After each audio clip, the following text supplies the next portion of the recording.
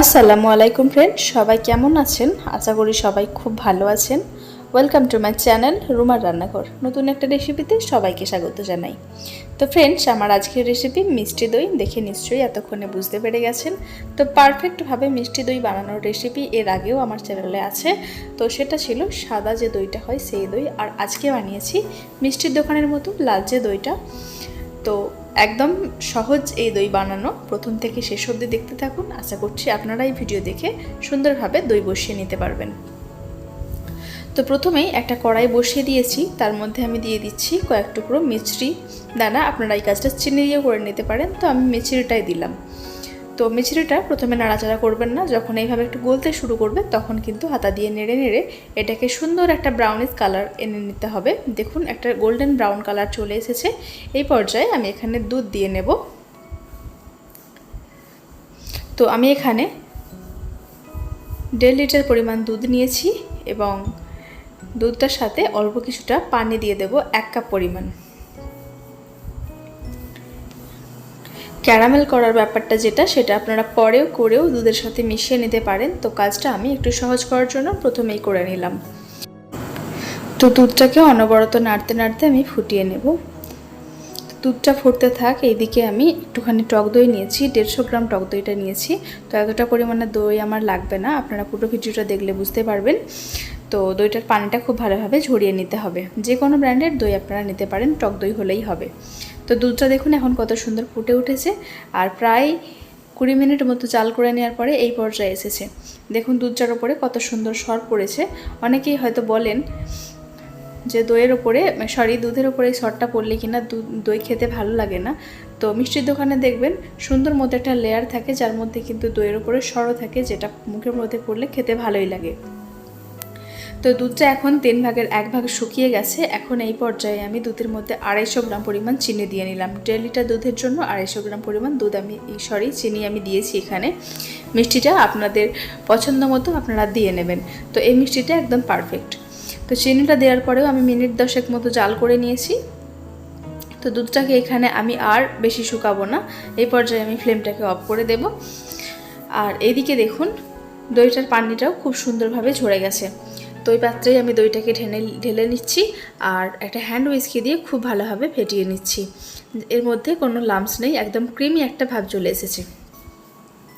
তো দইটাকে আমি রেখে দিচ্ছি একটা সাইডে, আর দুধটাকে একটু ঠান্ডা করে নিচ্ছি এই হ্যান্ড উইস্কির সাহায্যে। আর দেখুন এটা ফেনা ফেনা উঠছে দইয়ের মধ্যে, ওপরে এটা থাকলে সুন্দর একটা লেয়ার পড়ে দইয়ের মধ্যে। এতে করে দুধটা তাড়াতাড়ি ঠান্ডাও হয়ে যাবে, আর সুন্দর একটা দইয়ের লেয়ারটা পড়বে ওপরে। তো এখন আমি 3 চামচ পরিমাণ টক দই নিয়ে নিচ্ছি, আর টক দইটার মধ্যে অল্প কিছুটা দুধ নিয়ে আমি এই টক দইটার সাথে মিশিয়ে নিয়ে তারপরে পুরো দুধটার সাথে মেশাবো। তার কারণ দুধটা যদি খুব বেশি গরম থাকে দুধটা কেটে যাওয়ার সম্ভাবনা থাকে। তো অল্প অল্প করে দুধ দিয়ে আমি দইটার মধ্যে মিশিয়ে তারপরে পুরো দুধটার মধ্যে মিক্স করে নেব। তো এরপরে একটা আঙুল ডুবিয়ে আমি দেখে নেব দুধের মধ্যে কতটা গরম আছে দুধটা। আঙুলটা ডুবানোর পরে যদি তাপমাত্রাটা আপনি সহ্য করতে পারেন তবে সেই ক্ষেত্রে টক দইটা মেশানো যাবে। এর থেকে বেশি গরম হলে কিন্তু দুধটা কেটে যাওয়ার সম্ভাবনাটাই বেশি থাকে। তো এখন অল্প অল্প করে দিতে থাকবো এক হাতে, আর অন্য আরেক হাতে এটাকে মিশিয়ে নিতে থাকবো খুব ভালোভাবে। তো এই সেম প্রসেসে 1 চামচ পরিমাণ মিষ্টি দই আমি এখানে নিচ্ছি, ভালোভাবে ফেটিয়ে নেব, তারপরে দুধের মধ্যে মিশিয়ে নেব। তো এই মিষ্টি দইটা দিলে কিন্তু দইটা খুব সুন্দর বসে, আর এই দইটার মধ্যে খুব সুন্দর একটা টেস্টও পাওয়া যায়। অবশ্যই আপনারা এই মিষ্টি দইটা ব্যবহার করবেন। তো যেই পাত্রে আমি দইটা বসাবো আমি একটা মাটির পাত্র নিয়েছি, আর কতগুলো প্লাস্টিকের পাত্রও নিয়েছি। তো ওই মাটির পাত্রটাকে প্রথমে ভালোভাবে ধুয়ে তারপরে রোদে শুকিয়ে নিয়েছি। তো এর মধ্যে কিছুটা টক দই আমি মাখিয়ে নিচ্ছি, যাতে করে দইটা আরও ভালোভাবে সুন্দরভাবে বসে যায়। এখন আমি এর মধ্যে দুধ দিয়ে নিচ্ছি। তো প্লাস্টিকের পাত্রের মধ্যেও কিন্তু দই খুব ভালোভাবে বসে, মাটির ভাঁড় হলে কিন্তু দইটা আরও বেশি ভালো বসে।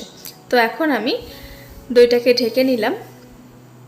আমি ফয়েল পেপার নিয়েছি, আপনাদের কাছে যে কোনো প্লাস্টিক বা যে কোনো ঢাকনা থাকলে ব্যবহার করতে পারেন, তবে চেষ্টা করবেন এর মধ্যে যেন কোনো বাতাস না ঢুকতে পারে।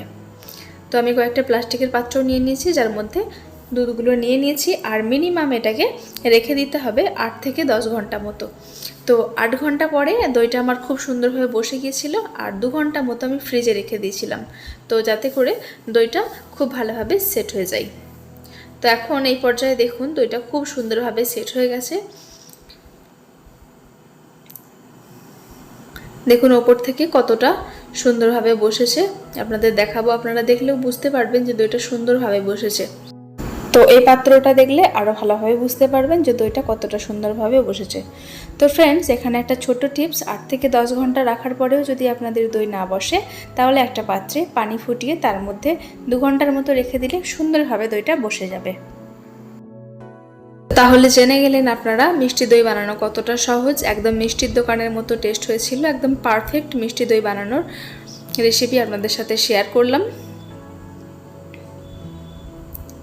তো আপনাদেরকে কেটেও দেখাবো যে কতটা সুন্দরভাবে দইটা বসেছে, আর ওপরের লেয়ারটা দেখুন কতটা মোটাভাবে বসেছে, দেখলে বুঝতে পারবেন। তো ফ্রেন্ডস, এই ছিল আমার আজকের রেসিপি। যদি আমার আজকের রেসিপি আপনাদের কাছে ভালো লেগে থাকে, অবশ্যই একটা লাইক, কমেন্ট, শেয়ার করে দেবেন। অবশ্যই আমার চ্যানেলটাকে সাবস্ক্রাইব করে নেবেন। দেখা হচ্ছে আপনাদের সাথে পরবর্তী নতুন একটা ভিডিও নিয়ে। আপনারা ভালো থাকবেন, সুস্থ থাকবেন, সাবধানে থাকবেন।